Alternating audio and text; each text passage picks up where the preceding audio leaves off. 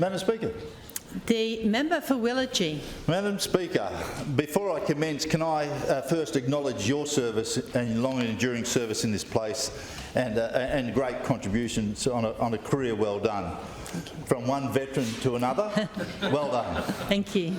Valedictory speeches have the difficult task of attempting to group together all of your achievements, ambitions and relationships in one 30-minute burst.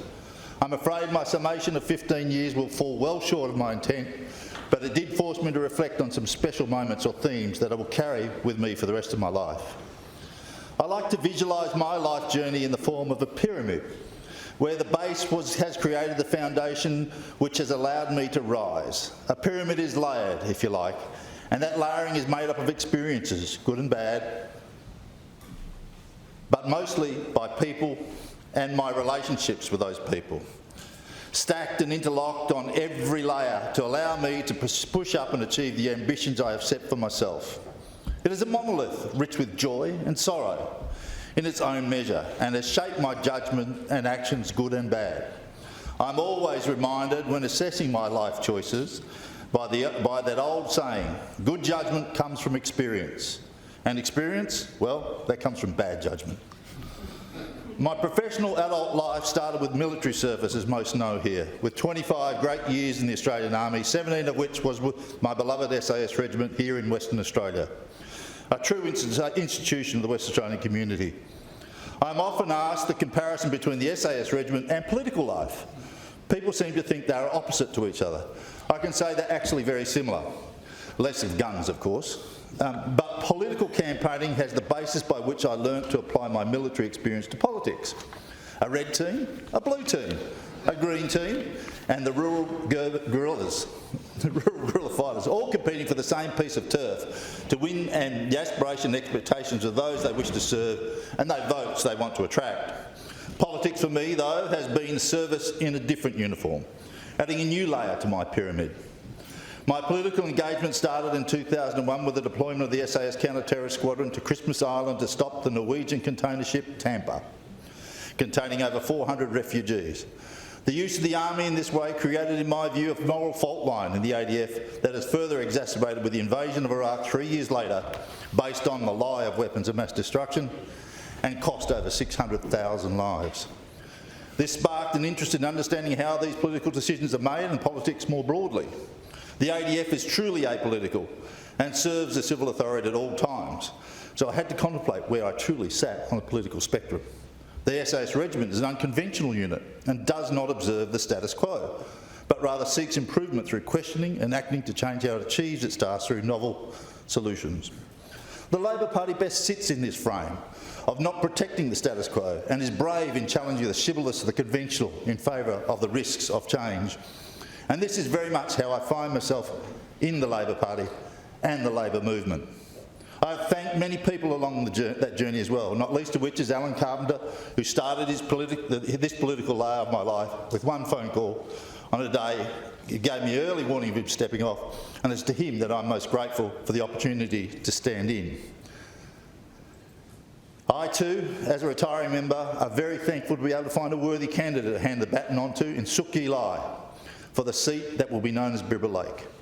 She is the best of what we as a movement can produce. I'm convinced she will make a great contribution here. But it is the privilege of service in this place for my constituents that has driven me. And I learned quickly that we are mere leaseholders of these seats. Every seat in this place has been continuously occupied by an elected member. The names of the seats change as much as the names of the members change. But the constituents of Western Australia are continuously represented in this place, which makes the heritage of this building quite unique in terms of lived heritage as much as built form. We are anything but permanent, and it's not lost on me that I get to make a valedictory speech when so many don't. There are 59 seats in this House representing 3 million Western Australians. The privilege is to say that I am one of them, and will have been for about 15 years at the next election. I found such unexpected joy as a member, moving around my community through the different clubs, associations and individuals challenged and thriving, the families and the whole community. So much goes on in our electorates that is noble and grand, but you'll never read about them in the newspaper or rarely read about them in the newspaper or hear about them on the news. Good people are making a contribution to their community street by street, suburb by suburb. Sporting coaches, managers, club secretaries, residents associations, small charitable groups too numerous to mention in one speech. They are the silent fabric in the collection of dwellings called a suburb, that are the warp and weft of the interconnected tissue binding a suburb to make it a true community. And in their service, I found the greatest of satisfaction. One small example exemplifies my experience as a local member very early on. As a newly minted MLA in 2010 in my office in Hamilton Hill with the redoubtable Sue Hearn, who is known to so many in this house, we're standing there one day, very early on. This older woman come in, older Italian woman in black, classic, 5'4", and she had in her hand a bill from the Water Corp for $1,100, and she was shaking. Stopped in that very moment trying to understand what happened or how to fix it. It was at this point that I realised that she had no resource, no agency, no capacity to actually deal with an issue that any one of us would simply take as an administrative nuisance. Sue grabbed the bill, got on the phone, sorted it out in 20 minutes and had a revised bill to hand over of about $200. The look of relief on this woman's face was all it took for me to understand the privilege of the role we play, where we bring agency to those who have none. While my thanks rest with the privilege of serving those constituents in Willagee, it was the opportunity to serve every Western Australian that added another rich layer to my pyramid. Of the 95 seats that make up the Parliament of Western Australia, there are only 17 who are chosen to go into a special room. 3 million people, 59 seats in this House, 36 in the other, only 17 get the privilege to serve in the Cabinet. And it is this that I find one of the most significant and enjoyable periods of my working life. I was given the Mines and Petroleum portfolio following the successful 2017 election. Now, I like to think I was the best Mines and Petroleum Minister we ever had in the history of the state for about 4 days. Until we realised that my wife Vicky, who worked in the industry, may have given rise to the perception of a conflict. Conversely, my dear friend Bill Johnston probably thinks he was the best housing minister we ever had in the history of the state for 4 days. But becoming housing minister was something, as a proud Labor man, I embraced. The idea of doing social good with an economic portfolio containing $4.2 billion asset and a $5 billion bank in the form of Keystart was a genuine thrill, and it's one I hold dear forever. In this portfolio, I was able to increase Keystart lending limits, make it more relevant to the current state of housing market, and keep pace with it.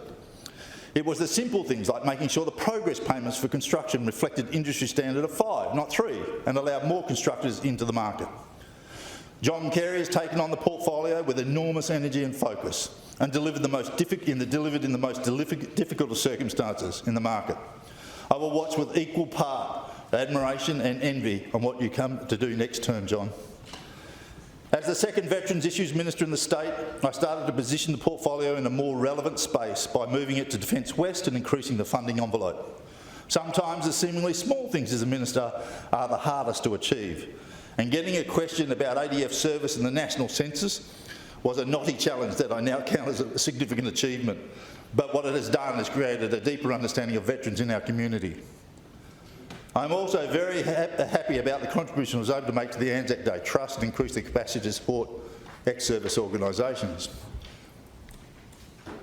We can do a lot with a little in the service of our veterans, and I thank Tony Carter, the chair of the Anzac Day Trust, and his team for what they have been able to do for veterans' needs. And I also thank my old SAS mate, Paul Papalia, for the continued support of these initiatives and bringing his own new ideas, exciting ideas to the book. He's not bad for a clearance driver. Ministerial life can change very quickly, and when I was given the responsibility of the fisheries portfolio, I came to understand why difficult conversations are called difficult. I want to record my thanks to Dave Kelly, a man who has had a career in difficult conversations, for the work that he did in establishing a boundary, if you like, between what government should do, could do and would do against the expectations of the industry.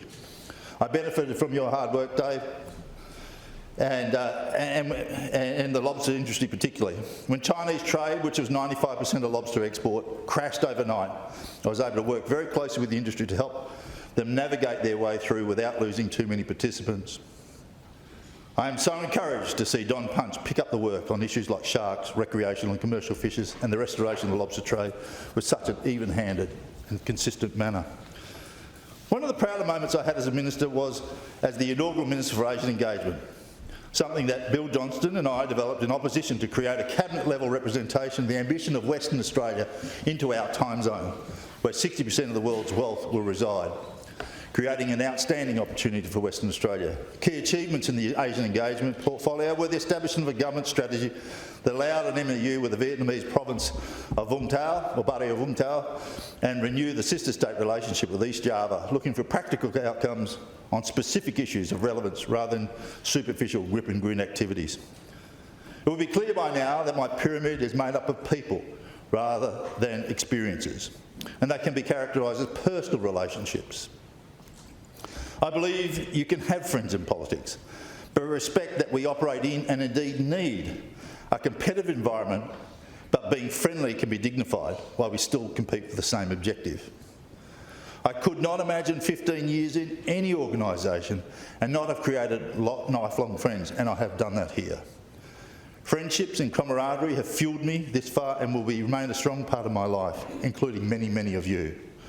Personal relationships are important to me as someone who believes in teams. The collective will always be stronger than the individual. And as part of my team, I'm proud to be sitting here in this chamber with my very dear friend, David Michael, who came out of my office and now an outstanding minister in the magnificent Cook Labor government. Similar, the member for Bateman, Kim Giddens, who is also a colleague with David in my office, who sees the opportunity of this role and through it came to understand only the start of her true capacity. Her advice in the ministerial office was often the difference between success and failure. Kim and David were balanced very well with two chiefs of staff over my time in Simon Ward and Tim Fraser. Simon, so unfairly dealt with in his time, has been restored to the office of my mate Tony Booty, and I thank him for that effort. Tim Fraser was an outstanding replacement who knew how to annoy the public sector just enough to get the outcome I didn't know I needed. And of course, my team was rounded out with Julian Hilton and Brendan McShannock, who knew how to do both politics, policy and humour.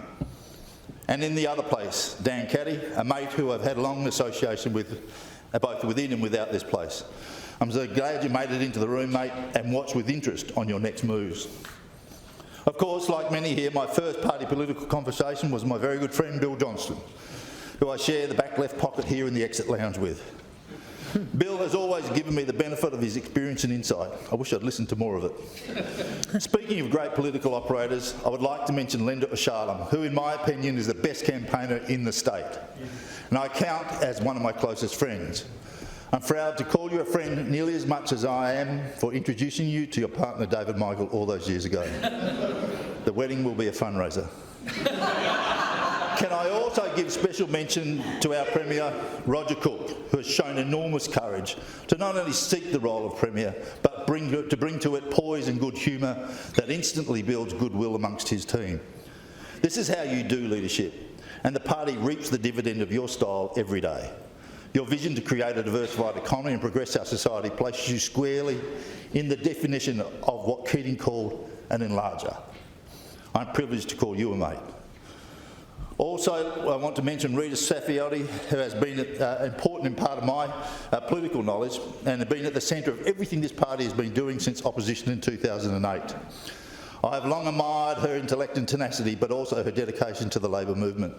She is leadership in action. And while her achievements are deep and significant, I think her best contribution is in front of her as we attempt a rare third term. Away from this place, we operate out there in our little electoral fiefdoms, and we rely on the staff that support us. To this end, I thank Kylie Thompson, who's here in the gallery, my outstanding elected officer who came to handle tough constituents and belligerent member in the same breath. Such is the power of a redhead. Every team needs a ranger. Kylie is joined by my colleague Peter Feasy, who has been on my political journey since we opened the shop in Sims Road, Hammy Hill in 2009. The office curmudgeon who always cared for people but would never let you know it. Peter will see the end of his electorate officer days with me at the next election and will be able to focus on his new role as the Mayor of Kwinana. make sure you give your local member a hard time. And again, I take reflected satisfaction at being able to help you do that, mate.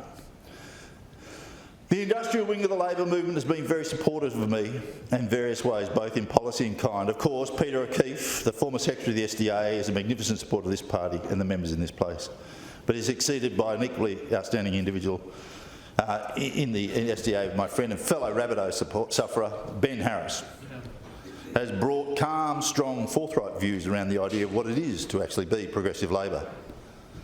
As I have supported others, I too have been supported, not just by those I've mentioned along the way, of course, but my family. And we often talk about the price that is paid for being a member in this place, for having a public profile of any kind. And it is often that my children joke, whenever we travel both in the state and around the country, they have bets around how long it will take before somebody recognises me and we end up in some esoteric chat.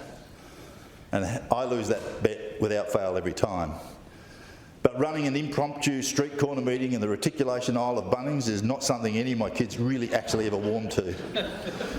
I'm really pleased that my father John, my stepmother Lucy, have joined me here this afternoon. Dad is 92, and evidence that if you don't let the old man in, that you too will have a full and rich life. Dad, thank you for all you've done for me, and it's great that your mum can be here to share it with me.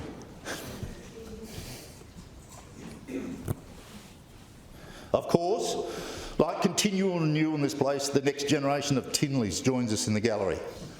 To our eldest son Oliver and his partner Erin Davies, along with Elliot and his partner Emily Parker, thank you for being here. I'm so proud of your journey so far and look forward to watching you achieve your goals like my father is watching me. Our third son Angus, our 18-year-old, can't be here today. He's on his own journey with the Australian Defence Force as a cadet at the Australian Defence Force Academy and enjoying his best life, getting paid for a free degree and to play sport. Finally, Ava Ruby, our 14-year-old. You are the best of everything that I can be and more because you have the best of your mother in you. To my wife Vicky, who has been on this journey, this shared experience with all of life's battle scars and rich layering, joys and tears, your partnership is the base and centre of my pyramid. I can't thank you enough for the support that you've given me, your understanding of who I am, and most importantly, who I am not. I reserve my final comments now to reflect on a concept, the concept of belonging to a movement. I joined the Labor Party, as I said, following an experience of the Iraq War and wanting to have a life of purpose. What I have come to understand between service in that uniform and this is that we are at our very, very best when we stand in the service of others. And in living this role, I have cause to confirm that this mighty team I am part of is not a brand. We are not a brand. We have never been a brand, and we will never be a brand. We are a movement. The industrial and political wing of the Labor movement has created so much change in this country. The industrial and political wing of the Labor movement has transcended generation and circumstance to create change in Australia here and here in Western Australia. Change that delivers successive opportunity to this generation and for all those that come after it by creating a future we can believe in. Many people talk about coming to politics to make a difference. I didn't join the Labor movement to make a difference. I joined the Labor movement to be the difference. It is the difference between somebody getting an equal education regardless of their postcode, the difference in receiving world-class healthcare as a human right, and the difference in enjoying the dignity of work from an economy that serves them and is not their master. So to all my dear colleagues, when you are being brought low by petty human behaviour, the impossible task of making your idea into policy, the challenge of the bureaucracy or the fear in trying to convince the electorate of the worthiness of your endeavour, lift your eyes and look back at what has gone before you and what is to come after you. This great movement can do that. The people it has lifted up and let it bind you to each other in the service of all. It is to you people and this ideal that I'm proudest to be in this place and be part of this movement. Thank you and good night.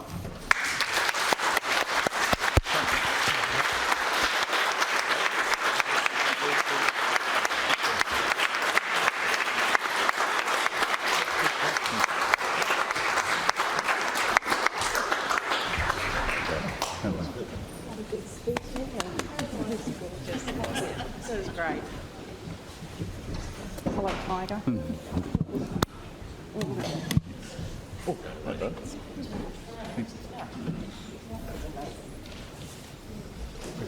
Well.